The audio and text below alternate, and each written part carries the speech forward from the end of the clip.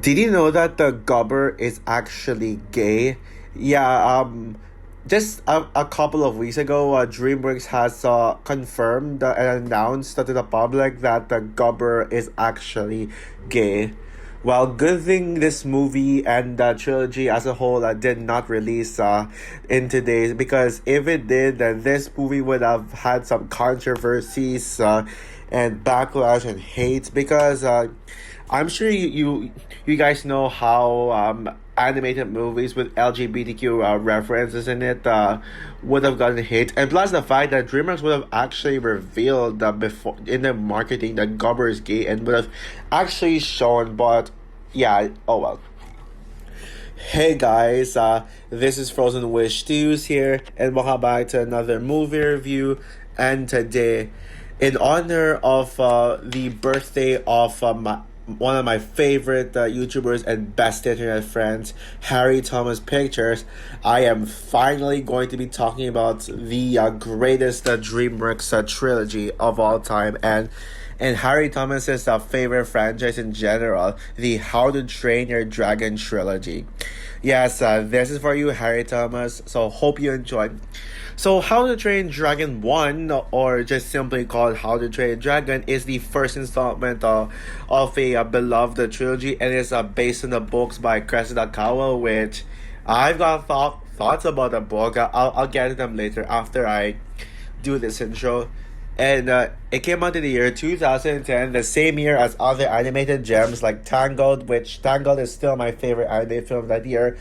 The Oscar-winning and the best anime feature winning and best picture nominated Toy Story 3, Megamind, the meme movie of 2010 for good intentions, not like freaking Morbius, and Despicable Me, which honestly is one of the weaker anime films of that year, but still like the best Despicable Me movie. And it's directed by Chris Sanders and Dean DeBloy. Chris Sanders, who you may know as the director of the recent acclaimed DreamWorks film The Wild Robot, as well as the duo directing Lilo and Stitch, and Dean DeBloy himself directing the two sequels without Chris Sanders. And it stars Jay Baruchel, Gerard Butler, Craig Ferguson, America Ferrera, Jonah Hill, Christopher Mintz-Plasse, T.J. Miller, Kristen Wiig, David Tennant, etc.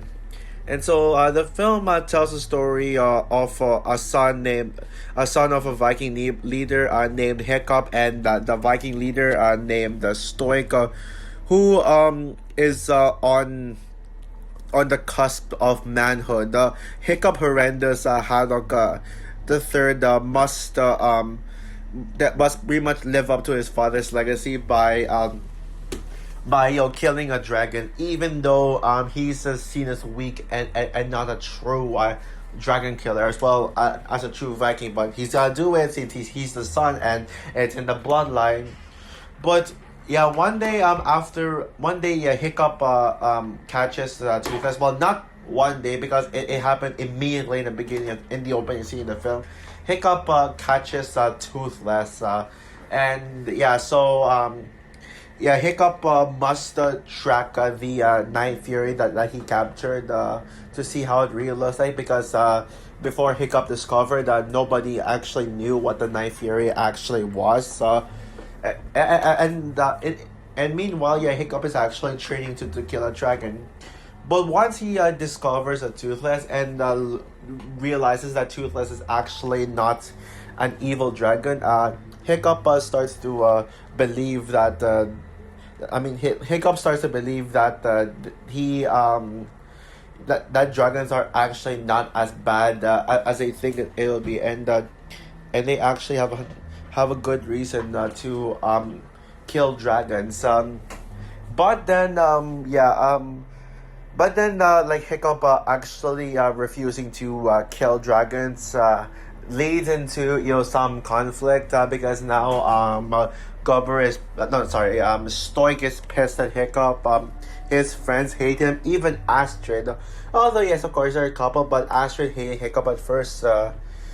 But then Hiccup, as the movie progresses, Hiccup learns why the dragons actually attack the village, and now he must actually convince others to realize that they should not kill dragons because they're just animals, and the big bad is actually hidden. Okay, well, I'll leave it at that. Yeah, I don't explain way too much. So yeah, now I want to give my quick thoughts on the Cressida Cowell How to Train a Dragon book, because I got some thoughts about it. And yeah, now I started to read this book back like in 2016 and 17. I remember I read in those years. I was kind of invested, I will say. It was kind of enough for me to actually want to read more books and see what actually happens. But however, looking back at it, honestly, I don't like it. Now don't get me wrong. Don't get me wrong. I don't have a good taste in books. I will admit, I'm not a book fan. I mean, I used to read shitty books as a kid, and then I came to the realization that they actually suck. Therefore, big kid, I'm not sure. Maybe it's still good, but whatever. But yeah, Captain Underpants. Yeah. Yeah. Now that book fucking sucks. Yeah, I can't believe I used to be dumb enough to actually love Captain Underpants, because thinking about it, yeah, the book sucks. Yes, the Captain Underpants movie is decent as of now, but I don't know. It's just based on what I remember before. I will have to get to it, but yeah, I know. Sorry for going off topic, but what I'm trying to say is, yeah, I'm just not really that much of a book reader, but I have read the Cressida Cowell How to Train Dragon books, and they're not good at all, especially compared to the movie. Now, I respect Cressida Cowell. I think she seems like a great guy, and is she the wife of Simon Cowell? Like her last name is Cowell, or maybe the daughter of Simon Cowell. I don't know about Simon Cowell's bloodline, but I know he has a son whose favorite movie is Moana. I can't believe I actually remember that, but I don't know about whatever. But here's my problem with the How to Train Dragon book. It's so it's just so mean spirited and kiddie. Yeah, it's so mean spirited. Yeah, the designs of the characters, and especially the dragons, are ugly looking. Like who the fuck illustrated this? I mean, look at this dragon. I mean, you'd expect a Toothless to be tiny as hell. Like, how the fuck are the characters going to ride on their backs if they're just so tiny? Like, and How to Train Dragon would not have been impactful if it wasn't, if they actually stayed true to the books, which I'm glad they didn't. And the fact that the dragons talk.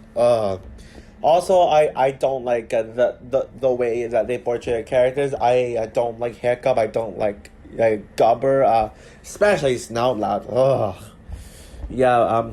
And to add insult to injury, the biggest sin that the book has done is not include Astrid. What the hell? Now, yes, there was a love interest. There was a love interest named Kamikaze, but she's no Astrid for sure.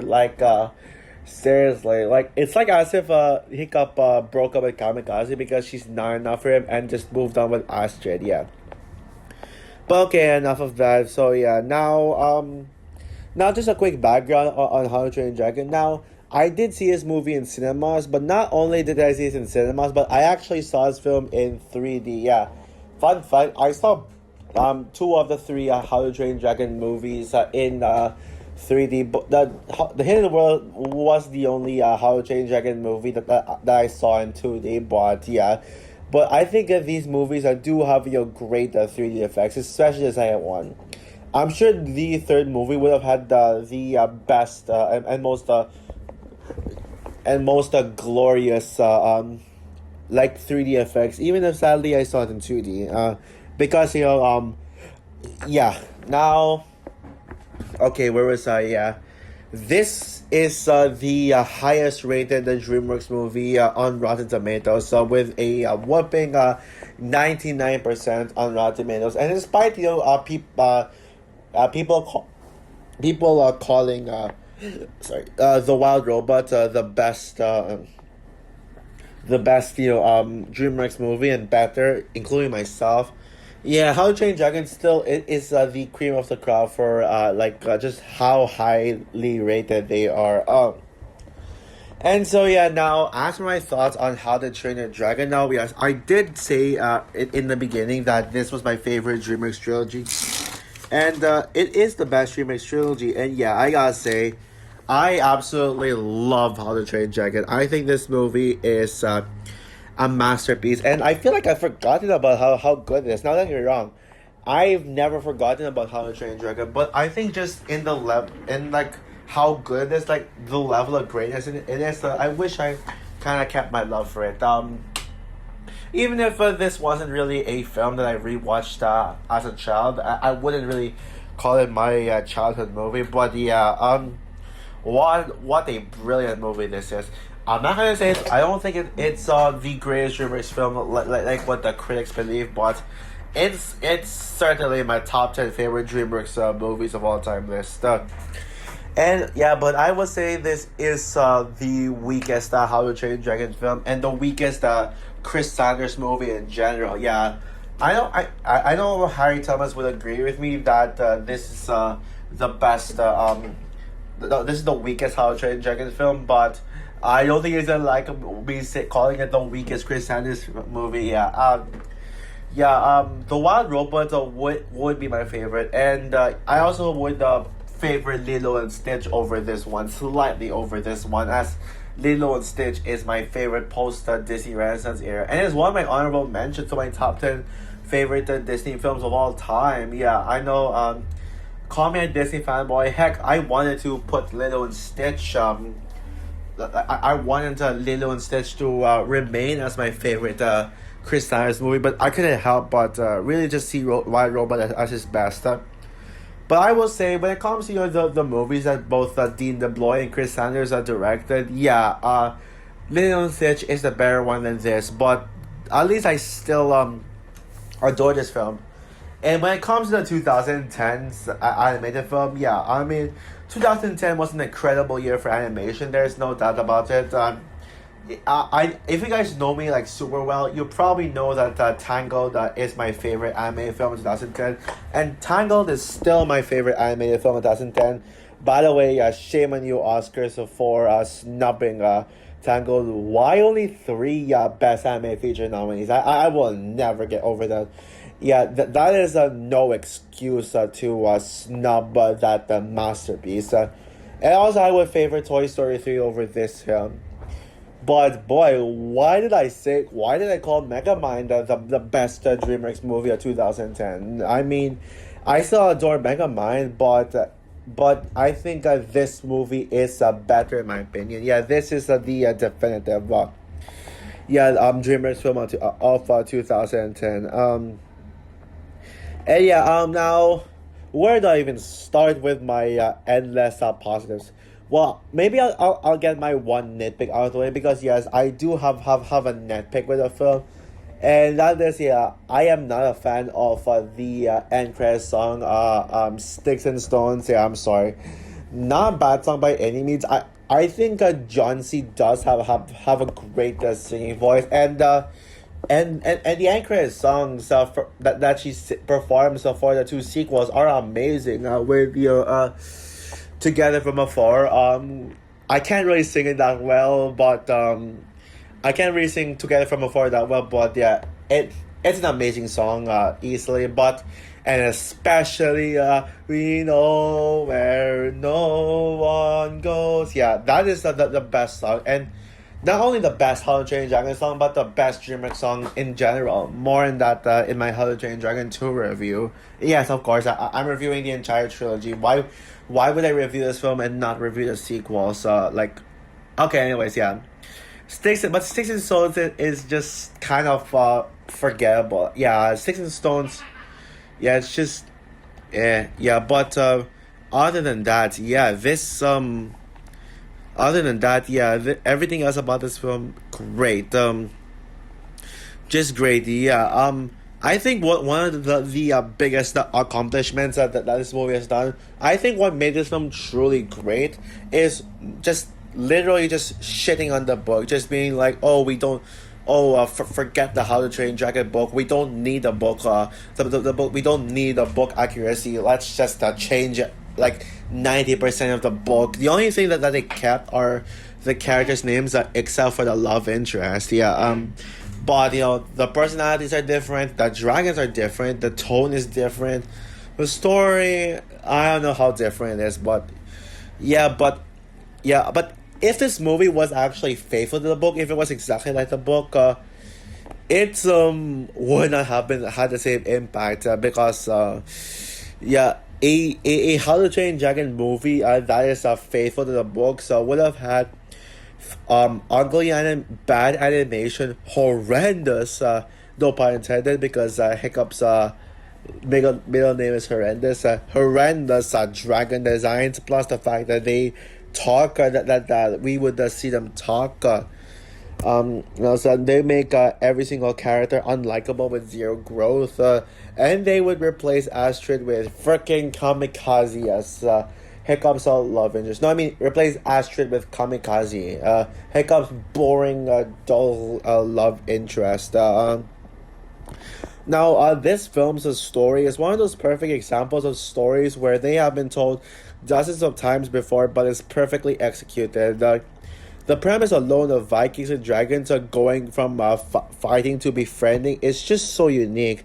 And on top of that, Hiccup is a character who everyone can connect with because of how he doesn't fit in with everyone else, and he just wants to impress his father, but he's having difficulties reaching both goals. I think people can relate to Hiccup.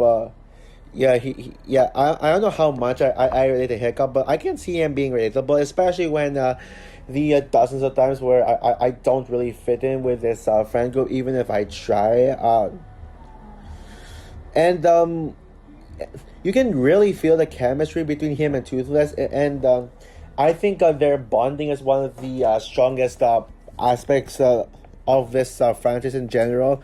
And I love how Toothless was heavily inspired by Stitch. If only Stitch had no dialogue, that was what Toothless would. I mean, imagine Stitch with no dialogue. That's basically Toothless. And yeah, and Toothless is the best dragon. Like no competition. Even if I love the Night Fury. Well, we'll see. We'll see what I actually would end up thinking of the Night Fury when I rewatch How to Train Dragon 3. But yeah, whatever. And I like the side characters too. Maybe I don't have a lot to say about them, but yeah, I think the father and son relationship between Hiccup and Stoic is another relationship that I think this movie does really well. And probably one of the best father and son relationships in a movie. It's almost as good as the father and son relationship between Simba and Mufasa. Yeah, it's that good. But Hiccup and Astrid, yeah. Now I wouldn't say this movie, but in particular has the best. Like, I don't think Hiccup and Astrid are the best pairings yet, because it's only the first film and it focuses more on the build up. 2 and 3, I think Hiccup and Astrid are like the best duo in How to Train Dragon. And they are the best DreamWorks couple. Yeah, sorry, Shrek and Fiona.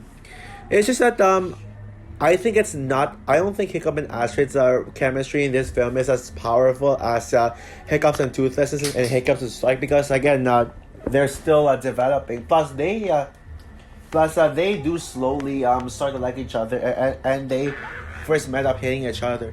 But regardless of that, I gotta say, Astrid is the best How to Train Dragon character. Period. Yeah, by far. Yeah. Yeah, I mean, I actually relate to Astrid more than Hiccup, as I tend to try way too hard to show off, but I end up being someone I'm not. And I think Astrid in general is just a more interesting character than Hiccup, because because Astrid wants to be the toughest dragon hunter in Burke, but actually eventually she started to reveal her true nature, that she's actually not that strong. She actually is just as weak as Hiccup, and she actually felt jealous for it. Yeah, I also felt jealous for it when somebody ends up being better than me, who I initially viewed as weaker, and I would like kind of like shit on a person, but maybe not face to face. I don't know about that. I'm not sure if I've necessarily done that before. Yeah, what else? Oh yeah, and also I know a lot of people say that Astrid is their DreamWorks crush and the hottest DreamWorks character ever, and actually I can see that. I think Astrid might be a contender for my DreamWorks crush. I'll have to rethink about that. I'll have to think about it because we still got the sequels to go, which I think Astrid's more gorgeous. And I think there might have been another DreamWorks animated film that I would say is hotter, but I'll have to like look into it first, because maybe I would have had another DreamWorks crush, but oh well. Maybe Vansha, but again she has no face. She's a robot, so I can't really say I have a crush on Vansha, but I guess voice wise, kind like she could be, but maybe Astrid. But I'll have to rethink about it. Then, and the voice acting is really good. I love the voice acting. America Ferrera as Astrid, just so good. Now, I would say that I still think that Gloria from Barbie would be America Ferrera's best performance, in my opinion.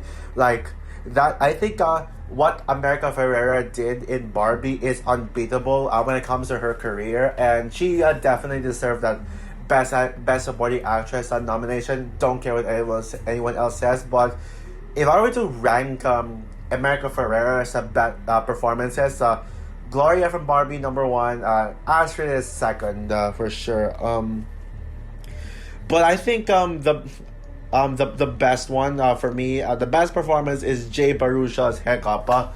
Sure, yes, I still stand by calling Astrid the best character in the franchise, but Jay Baruchel's voice as Hiccup, it just sounds so iconic. This is just iconic. This is just iconic voice acting right here. You can see why Harry Thomas likes to make Hiccup impressions a lot and imitate this so much in his videos. Yeah, Jared Butler's another highlight too. Stoic. Like he's just irreplaceable. But Jared Butler as Stoic in live action. Oh, and by the way, I have thoughts about that live action remake. I'll mention it in the end of this review. The animation is or how do I say this? The animation is absolutely breathtaking. I like how the character designs look like the human designs in Shrek. Like it's not the most up to date animation ever, since it is in the early 2000s. But honestly, yeah, this movie's animation holds up far better than Despicable Me. Yeah, sorry guys, but I think Despicable Me has outdated animation in my opinion. But the designs of the dragons and the scenery of Berk, as well as the land, like the land as a whole, is where the animation stands out. Especially with the view of the sky during the flying sequences, I think that's where the animation truly is at its best. The best aspect of it.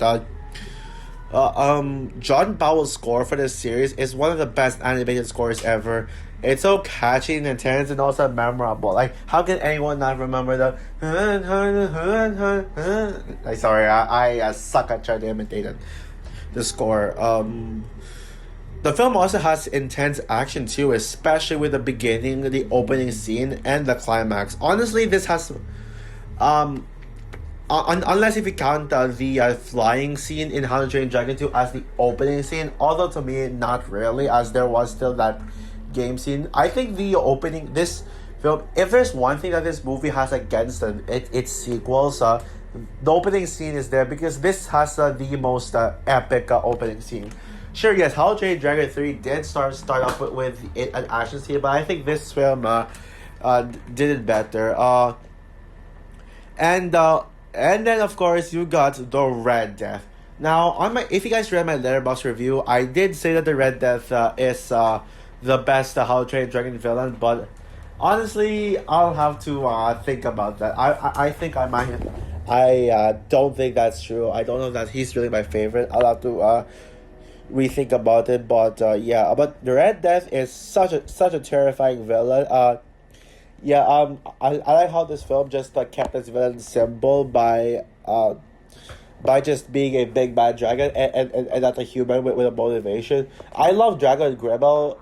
Like maybe they could be better villains, but again, well, let's see how the villains will go in the sequels on rewatch.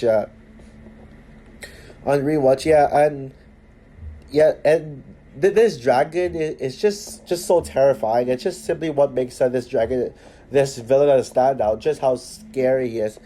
Yeah, without question, the most terrifying How to Train Dragon villain, the one who terrified me the most. So yeah. So overall, How to Train Dragon is such a brilliant film, and it's one of those staple examples of how animation can be for everyone and not just for kids. Actually, make it more mature and dark. Even if this film is lighthearted in comparison to its sequels, it still has that mature tone to it that I think the crappy anime films need to take note of. And I can't believe Universal has the balls to make a live action remake and force Dean DeBloy and the entire cast from this film to be part of it. And I can't believe people are actually excited for it. People are saying that it's going to be good, a good remake. Why? Is it because it's not Disney? I mean, I bet if How to Train Dragon was a Disney film and they made it live action, people would have immediately hated that just because it's a Disney. But honestly, guys, I would rather get excited over any of the upcoming Disney live action remakes than How to Train Dragon. Yes, I'd even take up Mufasa the Lion King and Lilo and Stitch remakes and even the Moana remake over the How to Train Dragon remake.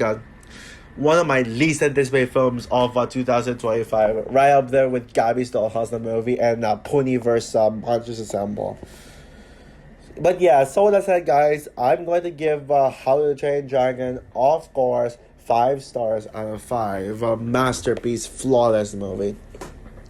So also for my review of How to Train Dragon, I know this review was actually supposed to be yesterday, but I've been busy because Harry Thomas isn't the only birthday celebrant because I also was celebrating a birthday with my family today, so that's why I only had the time to review today. But my goal is to get to review How to Train Dragon: The Hidden World on Harry Thomas's exact birthday. So it's gonna be a hassle, but hopefully I can get to reach that height.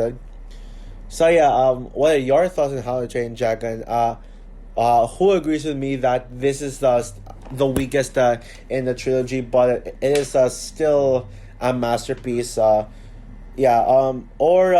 Would you consider this as your favorite How to Train Dragon movie? Comment down below, like, subscribe, hit the notification bell, and stay tuned for my review on How to Train Dragon 2. Bye, guys.